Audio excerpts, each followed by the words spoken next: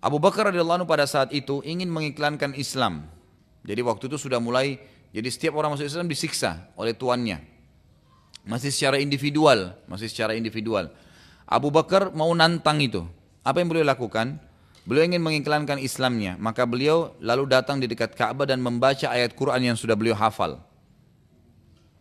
Melihat hal tersebut, yang terjadi adalah Quraisy pun lalu mengeroyoki sampai darahnya Abu Bakar menemui wajahnya. Tetap beliau baca Quran, dipukulin beliau tetap baca. Sampai selesai surah yang beliau hafal, baru beliau berhenti gitu. Tapi beliau dipukulin sambil membaca Al-Quran itu.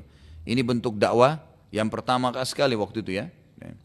Kemudian Abdullah bin Mas'ud, ada sahabat Nabi yang mulia lain yang terkenal, juga merupakan sahabat Nabi ya yang kuat imannya dan menghafal beberapa surah Al-Quran.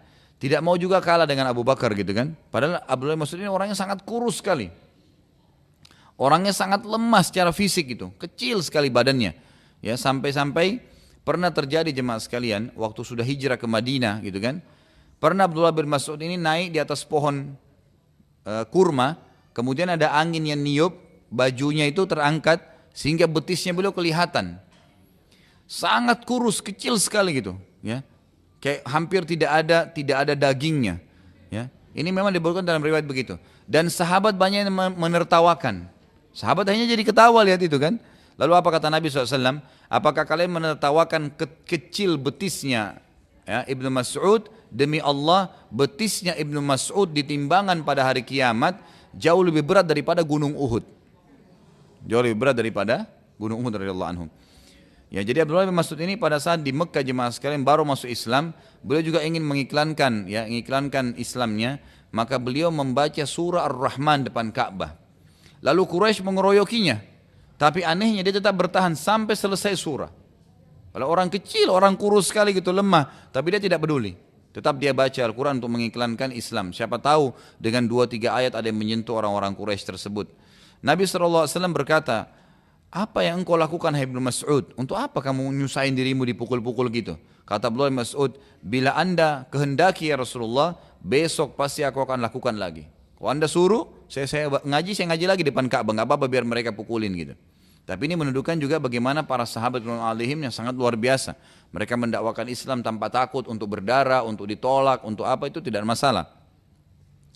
Pada saat dakwah mulai gencar, maka pemuka-pemuka Quraisy tidak dapat menerima lagi perlakuan para sahabat yang terus-menerus berdakwah juga mencaci maki Tuhan mereka.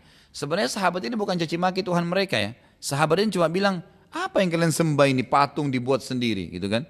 Tapi tetap aja mereka ngerjain itu. Maka mereka anggap sahabat sedang mencaci maki. Lalu apa yang terjadi? Mereka mendapati ternyata yang menjadi penolong utamanya Nabi SAW adalah pamannya Abu Talib.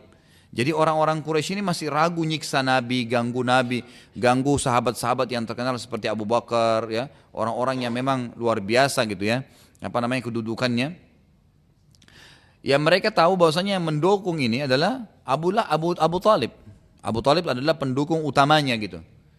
Maka mereka pun sepakat mendatangi Abu Talib dan berkata, wahai Abu Talib, ponakan anda sangat mengganggu kami, sementara ia berada dalam naungan anda. Kami minta biarkan kami mengadilinya atau anda yang memberhentikannya. Abu Talib lalu menjawab, tidak mungkin, dia adalah ponakanku sama dengan anakku. Siapa yang mengganggunya, maka berarti mengganggu aku. Tentu pada zaman itu kalau kepala suku sudah bicara seperti ini nggak mungkin dibantah gitu. Karena kalau tetap dibantah maka akan perang antara suku dan besar-besaran. Maka berpencar orang-orang Quraisy dengan kekecewaan. Namun karena Nabi SAW tetap gencar berdakwah dan mereka menganggap mencaci maki Tuhan-Tuhan mereka, maka mereka kembali kepada Abu Talib yang kedua kali ini dan mengatakan hal yang sama dengan sebelumnya. Kami sudah tidak sabar lagi, kata mereka. Melihat keadaan sudah memanas, maka Abu Talib pun mendatangi Nabi SAW seraya berkata begini, wahai keponakanku, sesungguhnya kaummu telah mengeluhkan ulahmu ini dalam berdakwah ini. Abu Talib waktu itu tidak tahu, belum tahu gitu kan. Apa yang sedang disampaikan? Aku ingin solusi agar masalah ini tidak membesar. Jangan sampai jadi masalah besar di Mekah nanti. Nabi SAW berkata, demi Allah wahai pamanku, bila seandainya mereka meletakkan orang-orang Quraisy di tangan kananku matahari, diambil matahari dari langit, didatangkan dikasih aku. Bukan cuma dikasih harta, dikasih kerajaan, bukan. Matahari diambil, ditaruh di tangan kananku. Siapa yang lebih hebat daripada pegang matahari gitu kan? Dan mereka meletakkan bulan di tangan kiriku, agar aku meninggalkan dakwah ini maka aku tidak akan melakukannya. Artinya aku tetap akan berdakwah. Melihat tekad Nabi SAW, Abu Talib pun lalu berkata dengan beberapa keluarga-keluarga Nabi yang duduk di situ, demi Allah kami pun akan menolongmu walaupun engkau mencaci maki Tuhan-Tuhan kami. Karena mereka masih sembah berhala, kan gitu. Karena melihat tekadnya Nabi, mereka bilang, demi Allah kami akan menolongmu walaupun kau caci maki Tuhan-Tuhan kami. Sampaikan saja apa yang kau inginkan. Jadi sukunya Nabi SAW ini cuma fanatisme saja. Baik, kita dukunglah.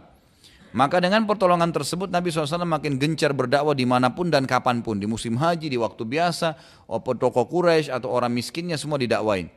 Sekali lagi, orang-orang Quraisy waktu lihat makin tersebar Islam, tidak bisa sabar, maka mereka mencoba menyempitkan jalan dakwah Nabi SAW dengan mencoba merayu Abu Talib.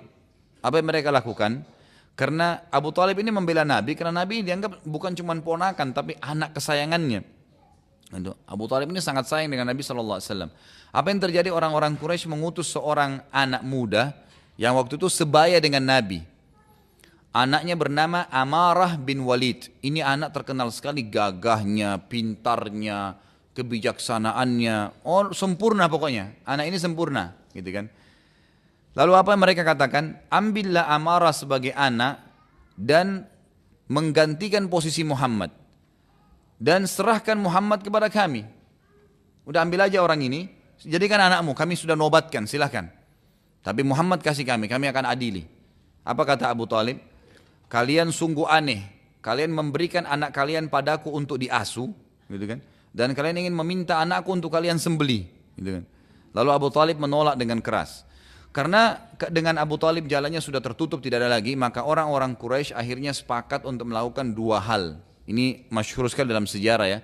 Yang pertama adalah mengajak Nabi SAW secara langsung untuk berdebat. Dan itu dengan cara mengutus seseorang yang paling pintar di antara mereka. Paling pintar syair, paling mengetahui keadaan dunia waktu itu, suku-suku. Pokoknya orang yang paling bijaksana. Yang bernama Al-Walid ibn Mughirah. Dalam sebuah riwayat yang sahih yang masyhur, Al-Walid ibn Mughirah berkata, waktu dia mendatangi Nabi SAW, wahai Muhammad, apa yang telah engkau lakukan? Apa yang kamu dakwahkan ini? Engkau telah memecahkan kami, menyalah-nyalahkan orang tua kami karena sembah berhala, juga mencaci maki sesembahan kami. Bila penyebab masalah ini karena engkau sakit, engkau kena sihir, maka kami akan kumpulkan harta-harta kami agar dapat mendatangkan tabib terbaik untukmu. Bila karena engkau ingin menjadi kaya, ini tawaran yang kedua. Kalau tadi karena kamu sihir sakit kami obatin. Kalau kamu ingin kaya, maka kami akan kumpulkan semampu kami harta untukmu agar engkau menjadi orang yang paling kaya di antara kami. Bila karena engkau ingin kemuliaan, maka kami semua akan menyanjungmu. Gak perlu khawatir karena kamu tokoh kami, tokoh masyarakat. Bila karena engkau ingin menjadi raja, maka kami akan nobatkan engkau menjadi raja kami. Bila karena wanita, maka kami akan nikahkan engkau dengan wanita tercantik sesuai pilihanmu. Setelah semua yang Al-Walid ucapkan tadi, dan Nabi SAW diam aja, nggak nyaut. Sewaktu itu Walid selesai, udah selesai. Nabi SAW bilang, Nabi berkata, apakah engkau sudah selesai wahai Walid? Walid bilang iya, nggak ada lagi yang mau disampaikan. Walid memang nunggu apa jawabannya nih. Lalu Nabi SAW berkata, sekarang coba dengarkan dari aku baik-baik. Nabi lalu membacakan surah Al-Fussilat. Ya. Al-Fussilat ini urutan 41 dalam Al-Quran, ayatnya panjang ya. Ayat 1 sampai ayat 54. Ya. Nabi SAW baca, jadi Nabi ini enggak dialog sama Al-Walid. Enggak jawab begitu saja. Memang saya bukan mau ini, bukan, enggak. Nabi cuma bacain ayat. Tapi Nabi titip pesan, dengarin baik-baik nih ayat Quran. Apa yang dibacakan? A'udzubillahi minasyaitonirrajim. Hamim. Tanzilum minar rahmanir rahim. Kitabun fussilat ayatuhu Qur'anan Arabiyyan liqaumin ya'lamun. Basyiran wa nadhiran fa'arada aktsaruhum fahum la yasma'un. Wa qalu qulubuna fi akinnatin mimma tad'una ilaihi wa fi adhanina waqrun wa min bainina wa bainakum hijabun fa'mal innana 'amilun.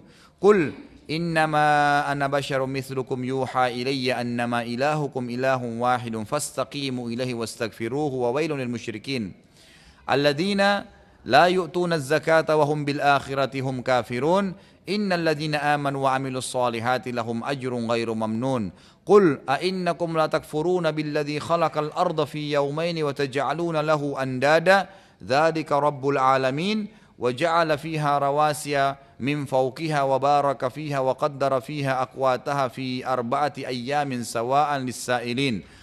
ثم استوى إلى السماء وهي دخان فقال لها وللأرض ائتيا طوعا أو كرها قالتا أتينا طاعين فقضاهن 7 سماوات في يومين وأوحى في كل سماء أمرها وزينا السماء الدنيا بمصابيح وحفظا ذلك التقدير العزيز العليم فإن أعرضوا فقل أنذرتكم صائقة مثل صائقة عاد وثمود. Sampai ayat 13 ini, waktu Nabi SAW baca, kebetulan waktu itu jemaah sekalian, Al-Walid ini belum pernah tahu apa yang Nabi dakwain, dan cuma dengar simpang siur.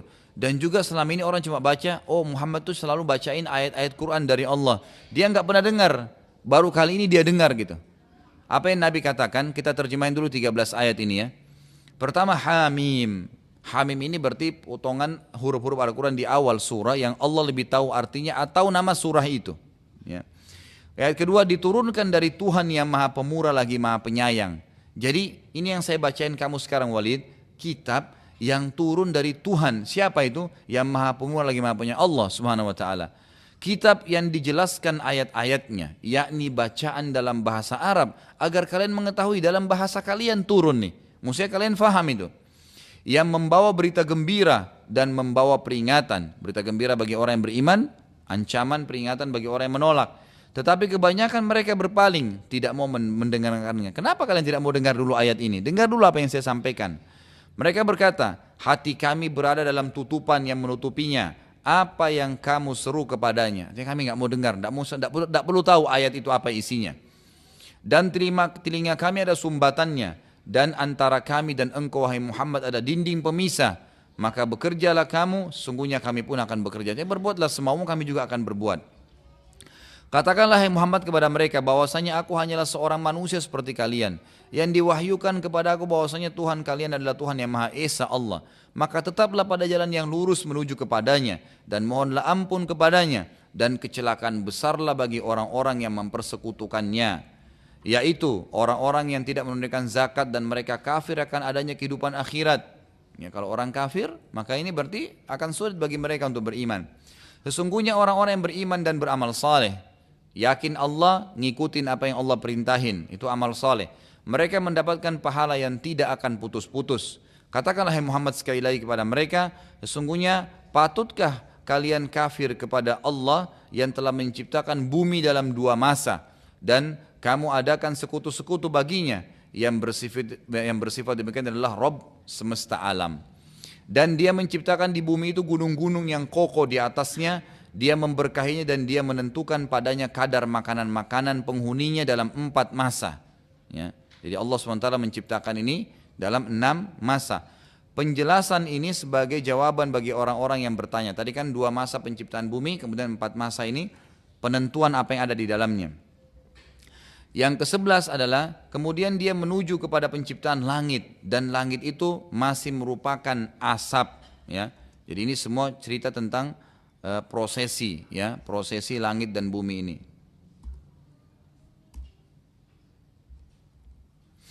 Dan dia Allah berkata kepadanya dan kepada bumi, pada langit dan bumi. Waktu itu berarti bumi lebih dulu diciptakan oleh Allah Subhanahu wa taala. Lalu diciptakanlah 7 lapis langit tadi. Lalu Allah berkata kepada keduanya, ke langit dan bumi, datanglah kepadaku dengan perintahku, dengan suka atau dengan terpaksa. Lalu keduanya menjawab, langit dan bumi berkata kepada Allah, kami datang dengan suka hati, kami tunduk dengan suka hati. Maka dia Allah menjadikannya 7 langit. Jadi pada saat itu Allah baru menjadikan 7 lapis langit. Dalam 2 masa pula. Ya, jadi dalam di sini juga sama dengan bumi yang memiliki 2 masa. Dia mewahyukan kepada tiap-tiap langit urusannya. Lalu Allah memerintahkan setiap langit ada penghuninya, ada tugas-tugas di situ. Dan kami hiasi langit yang dekat. Ya, ini sekarang langit yang di atas kepala kita.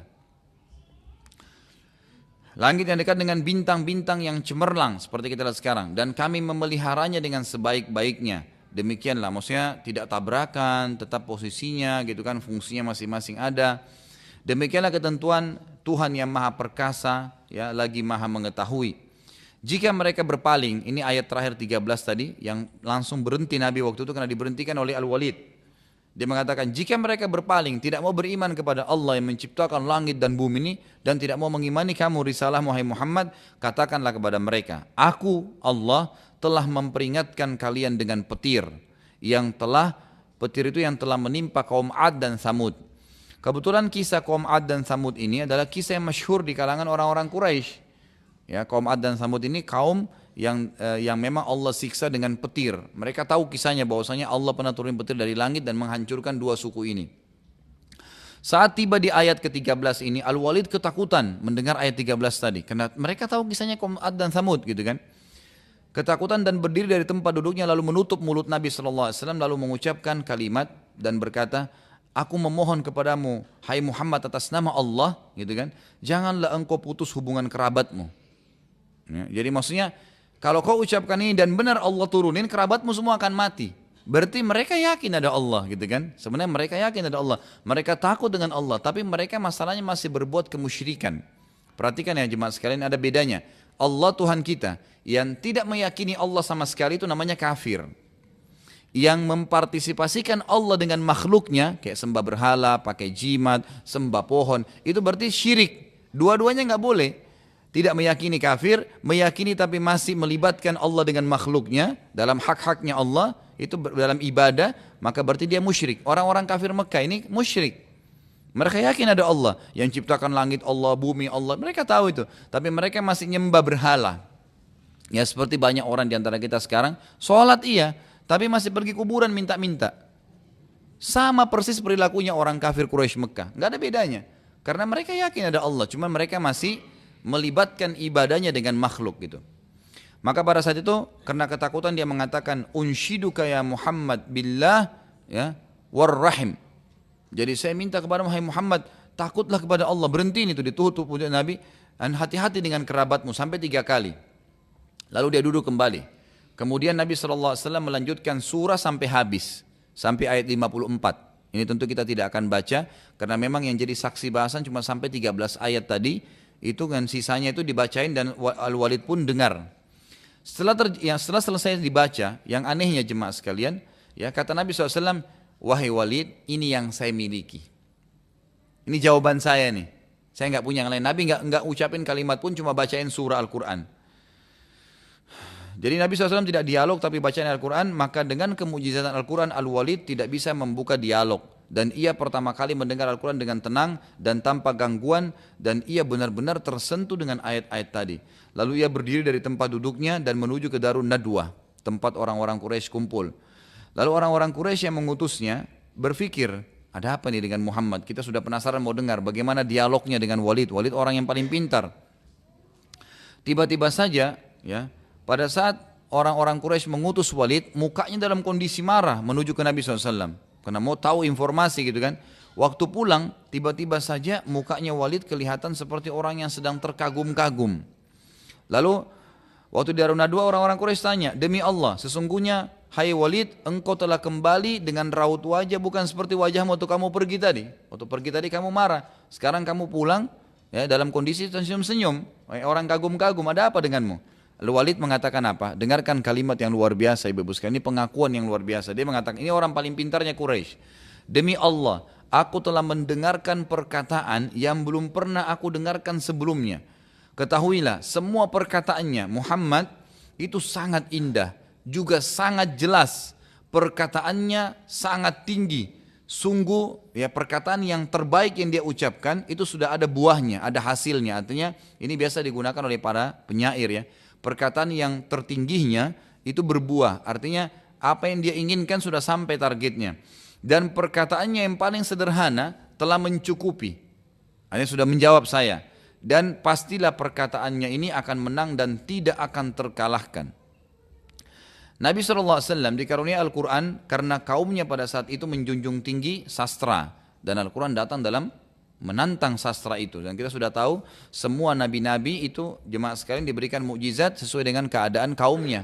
Kalau Nabi Musa dulu senang dengan sihir, ya kaumnya Fir'aun, maka diutuslah seperti sihir itu tapi mukjizat Ya, tongkat bisa berubah jadi ular, tangannya bisa dikeluarkan jadi cahaya dan seterusnya gitu kan.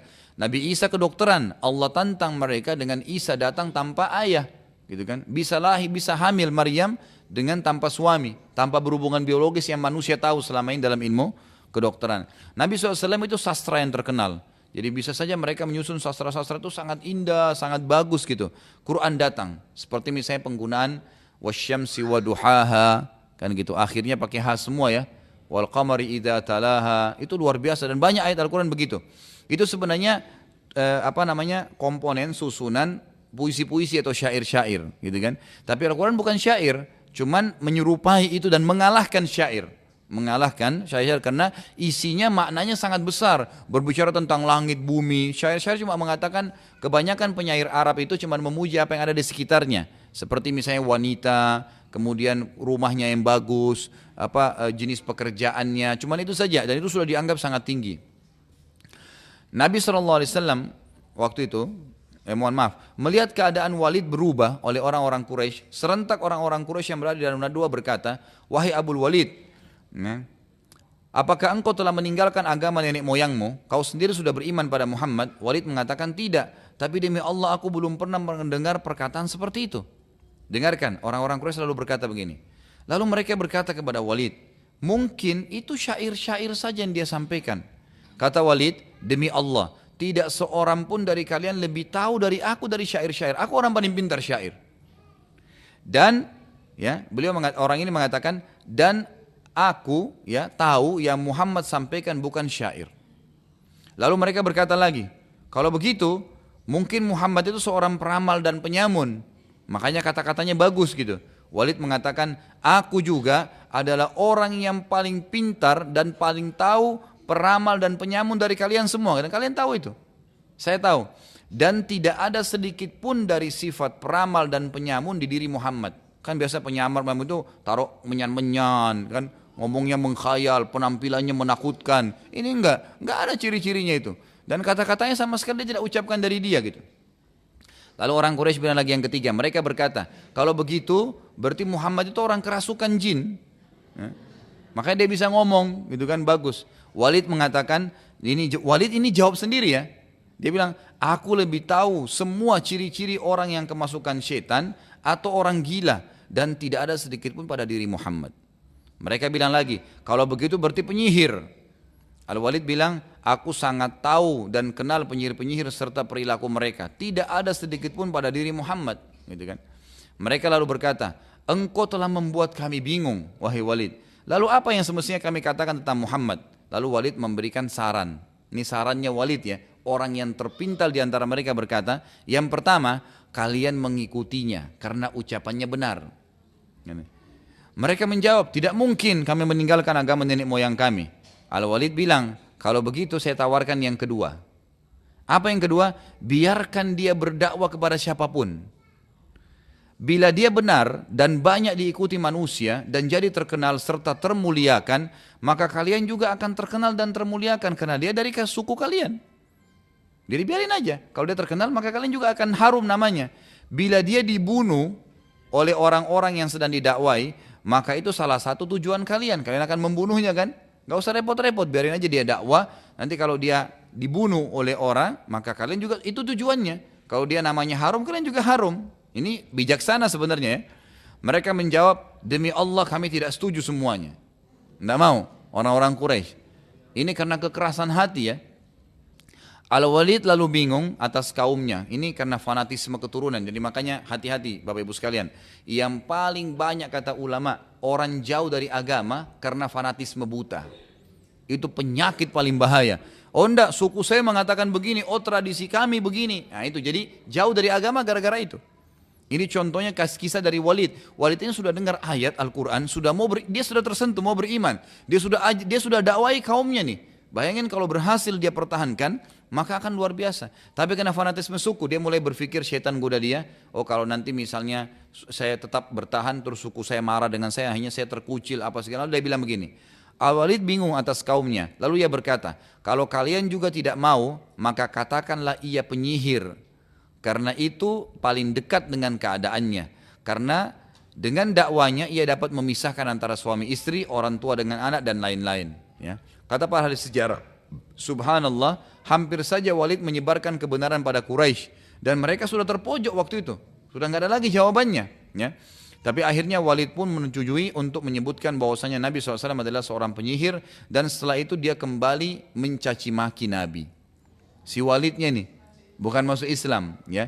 Ibaratnya kalau kita sekarang ini rasionalnya Bapak Ibu sekalian sudah hadir di pengajian, sudah dengar ayat dengan hadis, tersentuh nih. Begitu keluar kumpul lagi sama teman-temannya, enggak deh, ya, enggak usah. Nah, alhamdulillah kalau ada sentuhan ya. Jadi begitu kurang lebih gambarannya. Baik, Allah Subhanahu wa taala menceritakan khusus ya, turun ayat tentang si Al-Walid tadi ini.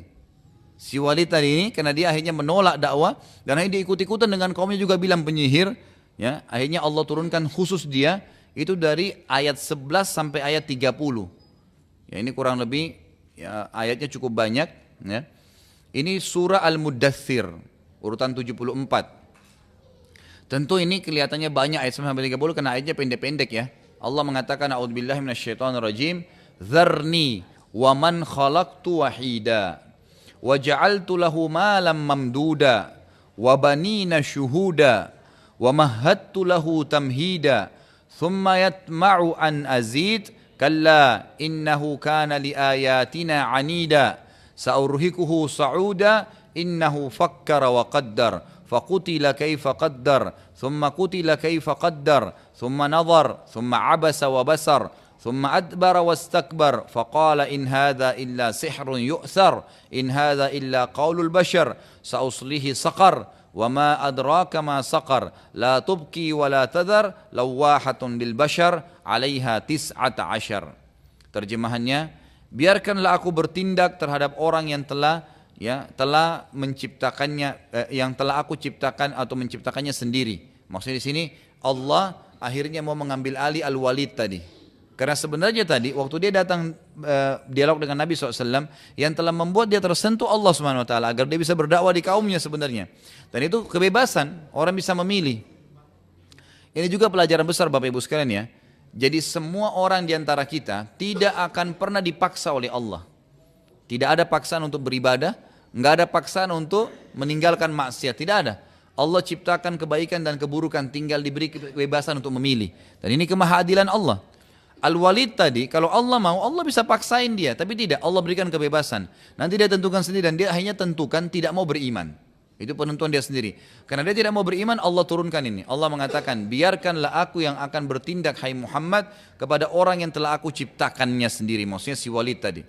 Dan aku jadikan baginya harta yang banyak. Karena Walid ini punya harta yang banyak, Allah yang kasih, gitu kan. Dan anak-anak yang selalu bersama dia. Kata para ahli tafsir, Al-Walid ini punya anak di atas 10 orang. Laki-laki semua, itu kalau dia jalan diikutin oleh anak laki-lakinya semua.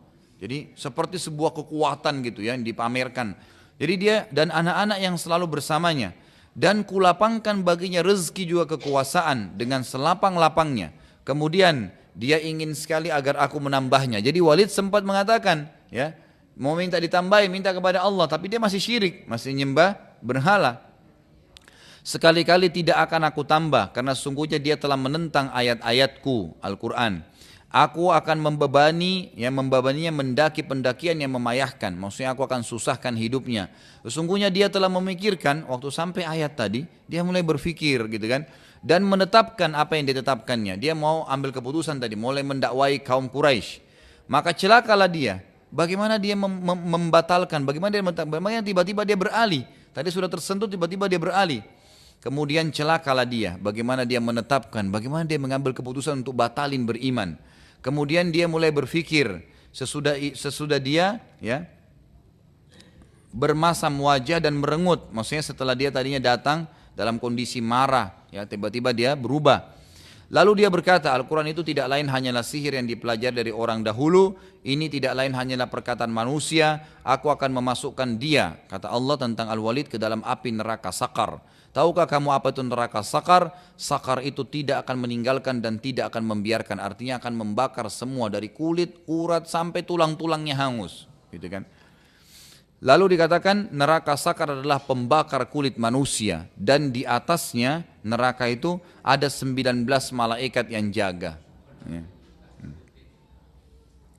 Lalu jemaah sekalian, karena langkah berdialog dengan Nabi SAW itu tidak berhasil, tadi dialog Al-Walid tidak berhasil dengan Nabi SAW, maka mereka sepakat dengan langkah kedua, dan ini penutupan bahasan kita dalam langkah kedua ini, kami akan membunuhnya juga menyusahkannya. Orang-orang Quraisy bilang, kami akan membunuhnya dan menyusahkan Nabi SAW.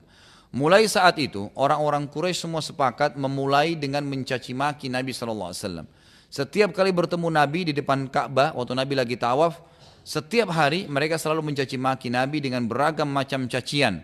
Tetapi Nabi SAW bersabar, sampai tiba suatu hari, sudah tidak tahan lagi Nabi dicaci maki tentang keturunannya, dicaci maki tentang keluarganya, pokoknya caci maki saja. Lalu Nabi SAW berkata, wahai Quraisy, aku akan memerangi kalian sampai kalian semua terbunuh. Nabi ini orangnya nggak pernah banyak ngomong gitu, ya, kecuali hal-hal yang baik. Satu kali Nabi langsung mengancam mereka, wahai Quraisy, karena kalian caci maki seperti ini, caci maki Allah, caci maki Al-Quran, caci maki Nabi SAW, keluarganya Nabi, maka saya akan memerangi kalian sampai saya akan membunuh kalian semua. Mendengar kata-kata yang tegas dan keras dari mulut Nabi SAW, anehnya tiba-tiba saja orang-orang Quraisy tadi yang mencaci maki mendatangi Nabi SAW lalu berkata, wahai Muhammad, maafkanlah kami tidak bermaksud sampai masalah ini terjadi gitu. Setelah Nabi SAW meninggalkan mereka, ya, kemudian mereka kembali duduk di dalam dua, lalu mereka saling menghardik satu sama yang lain gitu. Bukankah tadi kita sudah sepakat memang untuk caci maki dia sampai ia melawan lalu kita bunuh? Karena kalau tiba-tiba dibunuh nanti Abu Talib bisa bela gitu kan. Tapi kalau kita caci maki dia terpancing emosi lalu kita terjadi perkelahian dengan dia terbunuh, maka itu nggak masalah. Mengapa dengan satu kalimat saja kalau dari mulutnya kalian semua malah minta maaf dengan dia? Gitu kan? Jadi orang Quraisy sendiri bingung. Maka keesokan harinya ketika melihat Nabi SAW sedang tawaf, mereka semua langsung mengeroyoki Nabi SAW sambil berkata, apakah engkau yang telah mengancam kami dengan peperangan kemarin? Karena jumlah mereka sangat banyak, maka Nabi SAW pun terpojok.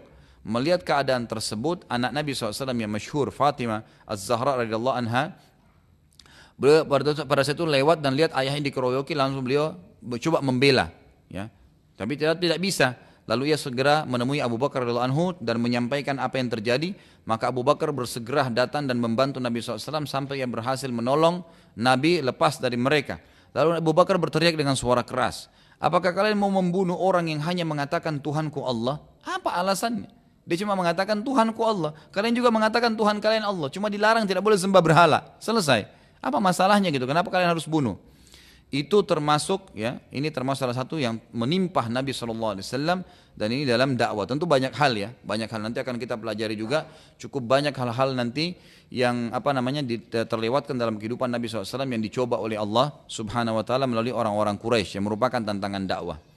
Mungkin sampai sini dulu, insya Allah kita akan masuk pertemuan akan datang dengan masuk Islamnya Hamzah radhiyallahu anhu. Kalau ada yang mau bertanya silahkan.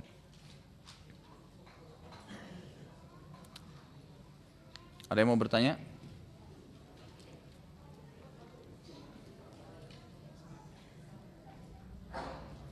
Waktunya memang sampai setengah 10 ya? Setengah 10 ya?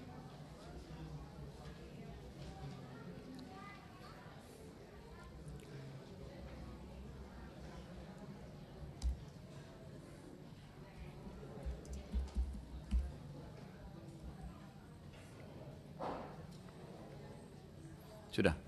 Enggak ada. Enggak ada yang mau bertanya? Ya, silakan Pak. Waalaikumsalam warahmatullahi wabarakatuh. Ya, baik. Baik. Pertanyaan bagus ya. Orang-orang Quraisy juga kalau bersumpah menggunakan juga nama Allah, jawabannya iya. Jawabannya iya. Banyak sekali ayat Al-Quran yang berbunyi, diantaranya ada bunyi begini, A'udzubillahi minasyaitonirrajim. Wa idza sa'altahum man khalaqas samawati wal arda wa sakhkhara asy-syamsa wal qamara la yakunullah.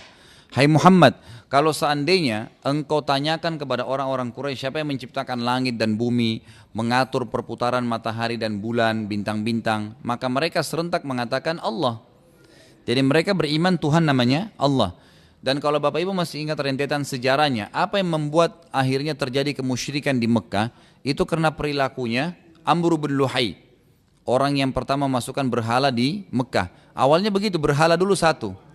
Tetap Tuhan kami Allah, tapi berhala ini perantara antara kami dengan Allah. Jadi menjadikan makhluk perantara, terutama benda mati, itu syirik, nggak boleh. Kan gitu. Jadi mereka ke berhala dulu, nanti baru ke Allah. Tapi lama-lama itu sudah banyak juga di antara mereka yang sudah sampai pada kekafiran. Bukan cuma musyrik, musyrik sudah tidak boleh. Kafir dengan cara menganggap memang berhala itu Tuhannya. Kan gitu. Allah subhanahu wa ta'ala, ini jadi salah satu Tuhan. Jadi sering dibahasakan tuh kalau para filosof atau orang-orang yang tidak beriman kepada Allah mengatakan dewa-dewa. Jadi mereka anggap itu patung ini dewa, dewa ini, dewa itu, dewa ini. Itu dianggap Tuhan-Tuhan semuanya, jadi banyak Tuhannya. Termasuk Allah salah satunya. Nah, Nabi SAW datang khusus untuk meluruskan masalah ini. Jadi nggak boleh, Allah itu harus murni, esa. Tidak boleh ada sekutu baginya. Kan gitu. Qul huwallahu ahad, katakan Allah itu esa. Jadi Allahus samad, yang Allah tidak butuh pada siapapun. Ya. Lam yalid walam yulad, tidak melahirkan, tidak juga dilahirkan, walam yakul lahu kufuwan ahad, dan juga tadi Allahus samad yang semua bergantung padanya. Kalau akhir ayat surah Al-Ikhlas adalah dan segala sesuatu bergantung padanya. Jadi mereka kenal Allah. Mereka tahu Tuhan namanya Allah yang ciptakan langit, bumi, segala ini Allah. Mereka bersumpah pakai namanya Allah. Mereka bersumpah pakai namanya Allah. Kalau anda lihat sekarang juga, itu umumnya orang banyak mengakui Allah sebagai Tuhan, tapi tidak mau mengimani semua yang Allah perintahin. Kalau anda temukan sekarang orang-orang Nasrani dari negara Arab, ya, seperti di Palestina ada orang Nasrani, di di Syria, di Yordan, di Mesir, banyak orang-orang Arab tapi Nasrani. Mereka kalau sumpah bilang wallahi, ya, demi Allah, karena itu bahasanya. Ya, kalau sekarang kan di Indonesia mungkin masih ada mereka mengatakan Tuhan Allah, ya, jadi tidak pakai double L gitu kan. Itu karena mereka katakan Allah ada, tapi mereka masih berbuat musyrik. Mereka masih mengatakan Tuhan Allah itu punya anak, ya kan gitu. Masih boleh partisipasi dengan makhluknya, maka ini sebabnya. Jadi sebenarnya kita harus murnikan ibadah kepada Allah SWT. Mereka bersumpah dengan nama Allah. Ini juga sekalian hati-hati Bapak Ibu sekalian, sekarang lagi masuk ada beberapa pastor-pastor agama Nasrani dari Damaskus di Indonesia yang sudah cukup banyak ya. Bahkan mereka punya markas-markas itu pendeta pastor-pastornya itu pakai jubah, jenggotnya panjang gitu kan. Itu pakai kopiah seperti orang Islam. Tapi di dadanya ada kalung salib yang besar gitu kan. Ya. Itu ditutupin dengan jubahnya. Orang banyak hati-hati jangan sampai terpengaruh, dia salah. Mungkin insya Allah kalau orang yang sering hadir pengajian tidak terganggu, tapi orang-orang awam yang tidak pernah hadir pengajian bisa terpengaruh. Karena mereka juga sekarang buat ada tilawah Injil yang dalam bahasa Arab itu ditilawakan seperti Al-Quran. Ada musabaqah Injil dalam bahasa Arab gitu ditulis. Itu sudah cukup banyak foto-fotonya disebarkan di internet agar umat Islam hati-hati dengan masalah ini. Jadi mereka tahu Allah tapi mereka musyrik. Jadi bukan berarti orang semua kenal Allah menggunakan nama Allah itu berarti dia sudah jelas muslim, tidak, atau dia sudah benar. Bisa saja dia dengan mengenal Allah tapi dia berbuat musyrik. Seperti saya bahasakan tadi, perilaku kita sekarang banyak umat Islam yang mengatakan dalam sholatnya iyyaka na'budu wa iyyaka nasta'in, hanya kepadamu kami menyembah, hanya kepadamu kami minta tolong, tapi habis sholat minta di kuburan sebelah masjidnya. Sama saja. Mana tadi komitmennya mengatakan hanya kepadamu ya Allah. Ini yang Allah larang. Tidak boleh. Kalau orang itu masih hidup, kita mengatakan tolong doain saya nggak apa-apa. Tapi kalau orang sudah mati nggak ada lagi, kan gitu. Makanya para sahabat setelah Nabi SAW meninggal tidak pernah ke kuburannya minta-minta. Ya, kalau kita sekarang malah kita ya besar-besarkan masalah itu dengan alasan macam-macam lah. Kita mengatakan karena ini kuburannya orang wali-wali dan segalanya, itu semua tidak benar. Kalau kita mengunjungi kuburan-kuburan tersebut karena mau mendoakan mereka, umumnya ziarah kuburan siapapun itu tidak masalah. Tapi kalau datang ke sana istighatha, ya minta pertolongan kan gitu, minta dimudahin jodohnya, minta dibukain rezekinya, macam-macam, itu semua tidak benar dan itu termasuk perilaku yang dilakukan oleh orang-orang Quraisy. Ya. Masih ada lagi?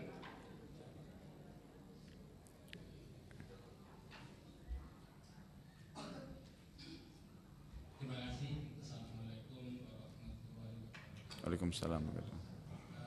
Di dalam Al-Quran ada yang menyebutkan bahwa orang yang di surga itu dapat berbicara dengan orang yang di neraka, dan orang yang di surga mengatakan mengapa kamu masuk ke neraka? Dijawab oleh yang ada di neraka, karena saya waktu di sholat, itu jawabannya. Kemudian tadi disebutkan bahwa neraka sakor itu siksaannya sangat besar atau sangat jauh. Yang saya tanyakan, kira-kira waktu di siksa itu orang-orang yang di surga itu dapat melihat atau tidak? Mohon penjelasan. Terima kasih. Assalamualaikum warahmatullahi wabarakatuh. Waalaikumsalam. Ya, jadi intinya adalah apakah penghuni surga bisa melihat penghuni neraka pada saat disiksa, gitu kan? Jadi ulama sudah sepakat semuanya mengatakan memang penghuni surga akan melihat penghuni neraka dan penghuni neraka akan melihat penghuni surga. Agar penghuni surga terus bersyukur kepada Allah dan agar penghuni neraka terus menyesali itu. Ini dibuktikan banyak sekali ayat Al-Quran, ya. Karena di antara dialog yang terjadi antara penghuni surga dan neraka adalah penghuni neraka akan mengatakan kepada penghuni surga, ya, berikanlah kami sedikit dari apa yang Allah berikan kepada kalian, ya. Berikanlah kami apa yang telah Allah berikan kepada kalian, walaupun sedikit, walaupun cuma air, gitu. Lalu kata penghuni surga, sesungguhnya Allah mengharamkan itu bagi orang-orang kafir. Terjadi dialog di antara mereka, terjadi dialog. Dan ini lebih banyak lagi disebutkan kalau Anda ingin baca, ada buku yang pernah saya bawakan dulu kecil, judulnya itu Rasulullah bercerita tentang surga dan neraka. Kalau tidak salah harganya mungkin sekitar 10 ribuan atau 12 ribu gitu. Itu cukup bagus. Di situ ada disebutkan subjudulnya, itu memang dialog pembicaraan antara ahli surga dan ahli neraka. Mereka memang bicara dan cukup banyak ayat yang diangkat di situ tentang masalah itu. Jadi memang mereka saling melihat. Tetapi di sini melihatnya itu bukan secara spesifik, ya. Misalnya bukan setiap saat kita lihat di depan mata kita, tidak. Tapi kapan penghuni surga mau lihat, mereka bisa lihat. Kapan saja. Sampai ada kisah dalam Al-Quran disebutkan itu, nanti akan ada beberapa orang masuk di surga. Mereka kumpul-kumpul, kan ini kalau Bapak Ibu sekalian kita nanti di surga insya Allah, pada saat tiba-tiba kita mau ngumpul nih, ingat teman, oh si fulan, langsung tiba-tiba kita datang ke istananya, ketemu sama dia. Ngobrol-ngobrol, ingat kisah dulu, oh kita pernah hadir di Al-Ihsan ya dulu, kita pernah ada begini, kita pernah begitu. Loh itu benar, itu nanti akan bicara gini dan seterusnya gitu, kita akan bicara. Kemudian dalam Al-Quran diceritain itu nanti akan ada beberapa orang yang bicara, lalu mereka ingat satu temannya. Mana si fulan? Mereka cari di surga, keliling, nggak ada. Dicari, nggak ada. Lalu mereka melihatnya, mencarinya di neraka. Didapat orang itu di neraka. Dan terjadi dialog. Dialog antara penghuni surga ini yang sedang melihat ke neraka itu, lihat temannya ada, ditanya. Yang surga ini bilang, hampir saja kau celakakan aku. Karena ternyata temannya ini yang masuk neraka dulu selalu bilang, untuk apa kamu sholat, untuk apa kamu begini, nggak usah hadir pengajian, nggak usah ini, pokoknya nolak-nolak gitu. Hampir saja kau celakakan saya. Kalau bukan saya mendapatkan hidayah dari Tuhanku, maka saya akan bersama kau di neraka. Ini diantara yang terjadi dialog mereka. Jadi memang kita bisa melihat itu. Kita bisa melihat. Termasuk kata ulama, dan ini ada nanti bahasan sendiri ya pada saat memang itu bahasan sendiri dalam kelas hadis ya. Mungkin Bapak Ibu kalau ada waktu bisa hadir di Al-Azhar setiap Senin malam itu, pengajian kita antara Maghrib Isya di Al-Azhar di Bekasi Barat sini juga ya. Itu memang berjalan terus. Sekarang lagi bab sholat tuh, karena kita bahas rukun Islam. Nanti akan masuk dalam rukun iman. Kita akan bahas rukun iman itu tentang iman kepada hari kiamat. Di antaranya tentang surga dan neraka. Itu akan panjang lebar nanti terincikan insya Allah. Bagaimana dialog di antara mereka, bagaimana keadaan mereka. Termasuk nanti kita kalau masuk surga Bapak Ibu sekalian, Anda bisa mereview hidup Anda di dunia. Bisa kita lihat tuh.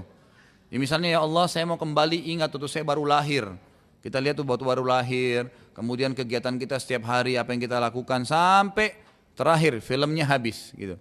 Ya, bagaimana waktu sakaratul maut datang menjemput Anda akan tahu itu. Ketemu sama teman-teman, satu sama yang lain saling mengunjungi, itu semua akan terjadi. Ya, akan terjadi itu sudah ada semua penjelasannya dalam wahyu Allah Subhanahu wa taala. Ya. Gitu Pak ya. Maaf di belakang sebentar Pak, lebih dulu tadi. Lebih dulu sebentar ya.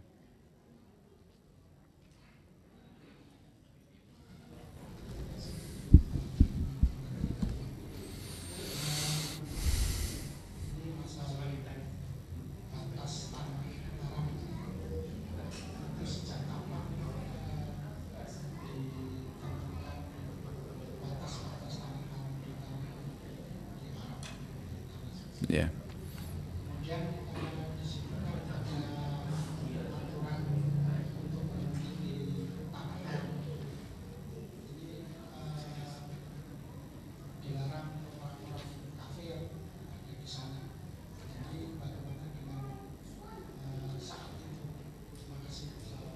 Iya. Jadi pertanyaan tentang kapan ditentukannya batas-batas wilayah haram di Mekah dan Madinah, gitu kan? Dan sejauh mana batasan orang kafir di situ? Kurang lebih begitu, Pak ya. Baik. Pertama sekali Bapak Ibu sekalian Anda harus tahu kata-kata haram. Kata-kata haram. Ha ra mim. Dibaca langsung ya. Bagaimana bacanya? Haram. Jangan Anda bilang haram. Karena kalau ditambah alif, ha, ra, alif, mim berarti dilarang. Haram hukumnya, gitu kan, haram. Kalau ini wilayah haram. Bedanya hanya hilang alifnya saja, kalau haram artinya dimuliakan. Dan kalau haram dilarang. Jadi jangan Anda bilang saya baru pulang dari masjid haram, gitu kan. Itu salah. Kan gitu. Mesti saya pulang dari masjid haram. Haram memang begitu bahasanya. Nah, haram ini wilayah haram artinya wilayah yang dimuliakan. Wilayah yang dimuliakan.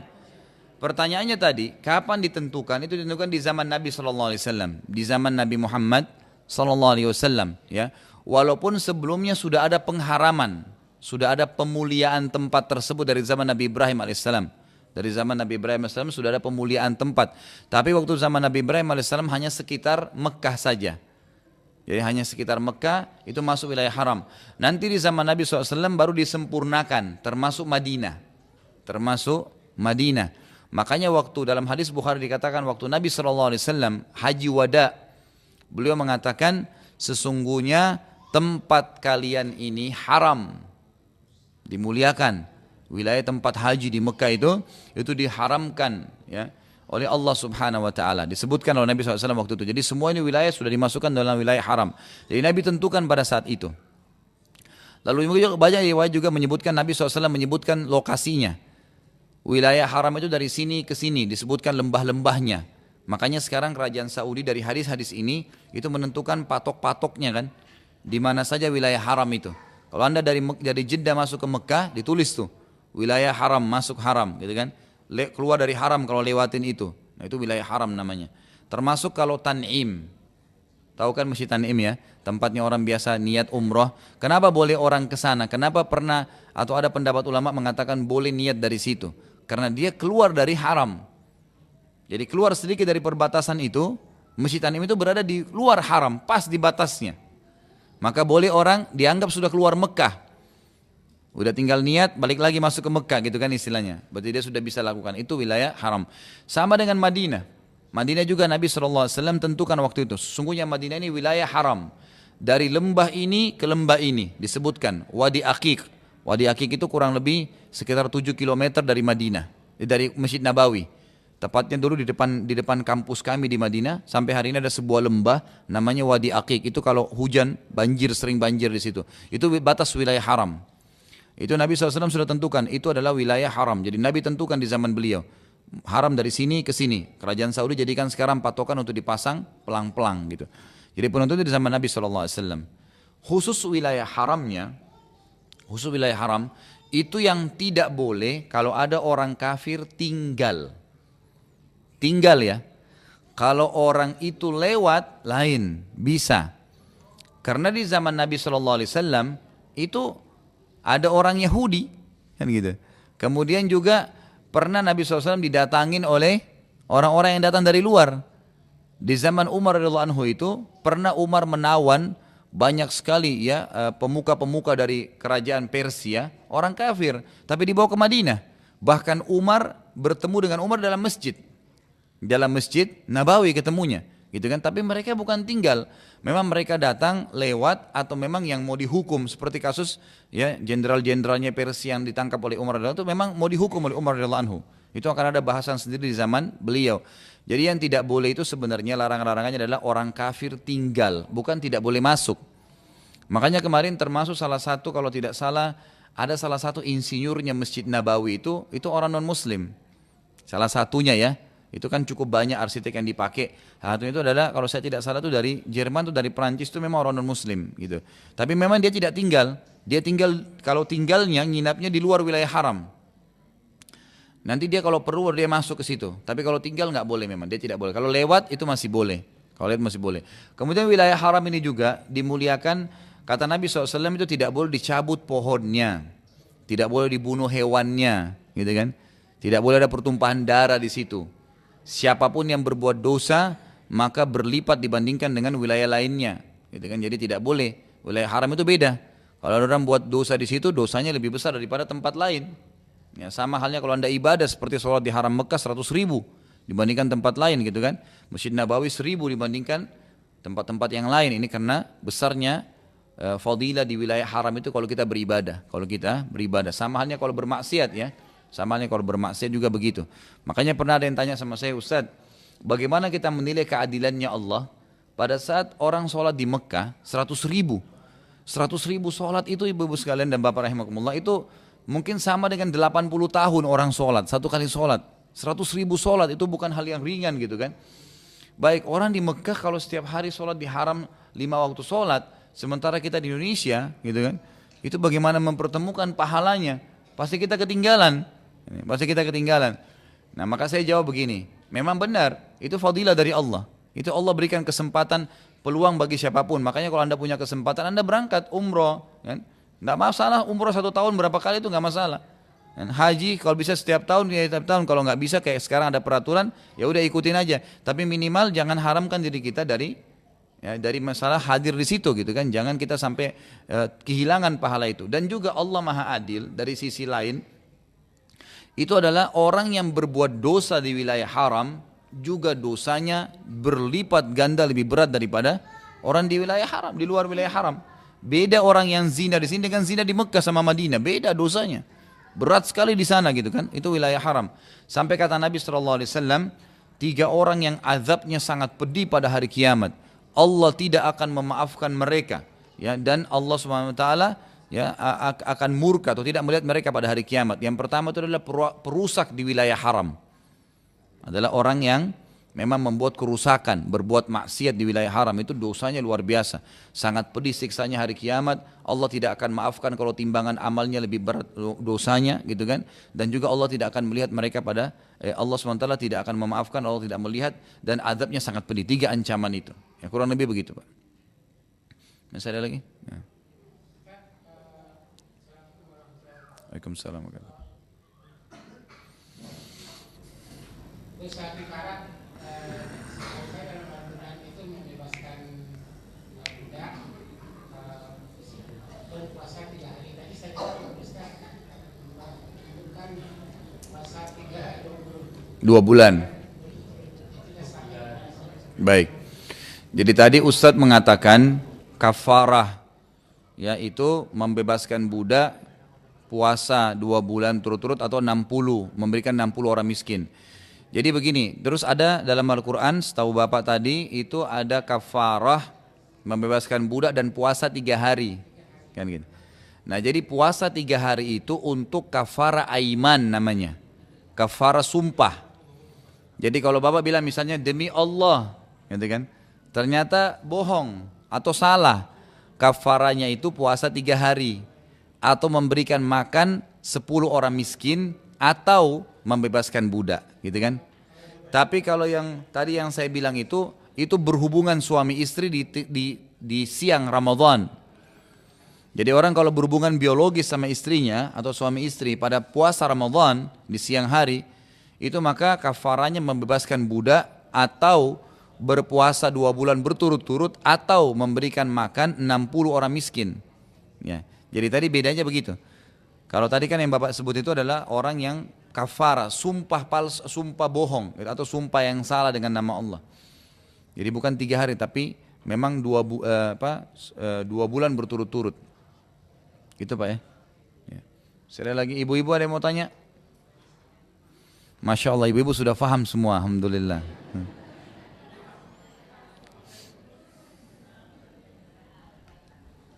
Sudah nggak apa-apa kalau sudah habis, nah, masalah. Baik, insya Allah kalau sudah tidak ada yang bertanya lagi, alhamdulillah. Semoga Allah SWT memberkahi majelis kita ini, menjadikan kita yang senantiasa mendekatkan diri kepadanya. Bapak Ibu sekalian, saya ingin mengingatkan diri saya dan juga jemaah sekalian, ingatlah selalu bahwasanya waktu akan terus berlalu, umur kita terus berkurang, kita makin dekat pulang kepada Allah Subhanahu wa taala, maka jangan pernah sia-siakan setiap peluang amal soleh. Di antaranya hadir di majelis taklim, kan gitu. Kemudian ibadah-ibadah yang lain umumnya dijaga. Dan ibu harus dan bapak sekalian sadari, dengan menghadiri majelis ilmu seperti ini, iman kita akan bertambah, pasti. Dan dengan bertambahnya iman, maka kita akan terdorong lebih banyak beramal soleh. Jadi jangan pernah mimpi amal soleh kita bertambah, hubungan kita dengan Allah dekat tanpa iman. Dan tidak mungkin iman bertambah kecuali dengan ilmu. Makanya harus selalu menghadiri majelis taklim, majelis ilmu itu sangat penting ya untuk menambah, mencas kembali iman kita. Dan ingat juga Bapak Ibu sekalian, masing-masing orang di antara kita akan dihisap oleh Allah Subhanahu wa taala. Tidak ada orang lain. Apa yang Bapak Ibu lakukan itu yang akan Ibu temukan dan Bapak Ibu sekalian temukan. Baik-baik, buruk-buruk, dan semua janji Allah pasti akan datang sebagaimana Allah mengatakan innallaha la yukhliful mi'ad. Allah tidak akan memungkiri janji-janjinya. Allah janjiin pahala dengan amal soleh pasti Allah kasih. Allah akan kasih surga pasti semua. Apa yang kita sampaikan tentang surga dan neraka tadi sebagian kecil itu hanya sekedar informasi tapi pasti akan terjadi, kan gitu. Begitu juga dengan masalah neraka. Ini yang saya sampaikan Bapak Ibu sekalian, semoga bermanfaat. Kalau ada benar dari Allah, kalau ada salah dari saya mohon dimaafkan. Subhanakallahumma bihamdika asyhadu an la ilaha illa anta astaghfiruka wa atubu ilaik. Wassalamualaikum warahmatullahi wabarakatuh.